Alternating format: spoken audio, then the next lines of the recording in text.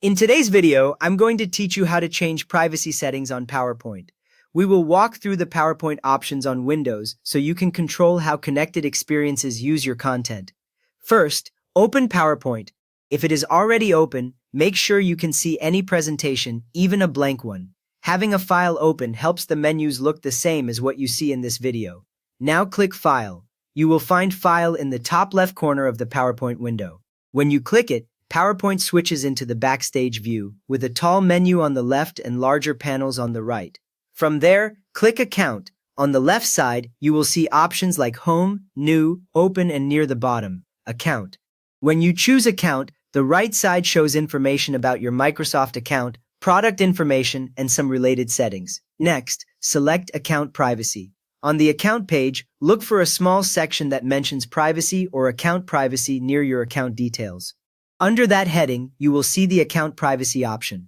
Click it once so the related controls appear. Now click Manage Settings. This opens the detailed privacy settings window for PowerPoint on Windows. The window usually appears in front of the main application.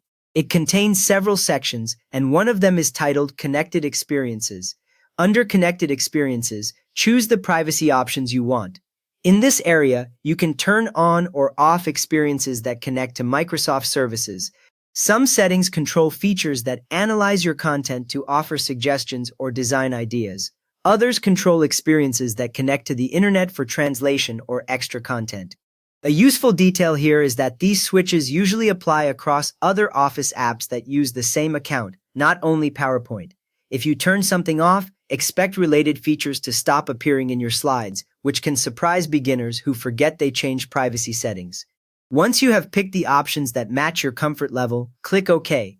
This confirms your choices and closes the privacy window. You will return to the account view in PowerPoint.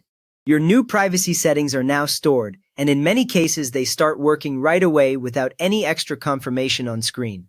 Finally, restart PowerPoint if requested. Sometimes, a small message will tell you that PowerPoint needs to close and reopen so the changed privacy settings fully apply. If you see that message, close PowerPoint, then open it again from your usual shortcut.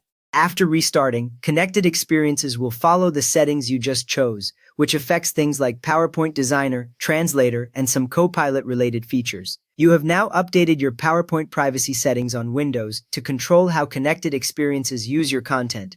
If this helped you get privacy set the way you like, please give the video a quick thumbs up and subscribe if you want more clear PowerPoint tips.